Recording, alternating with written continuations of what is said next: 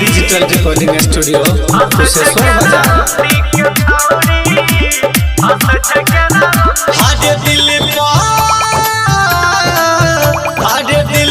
चलाई के हथौड़ी रंडी के छौड़ी रंडी के छौड़ी ना जा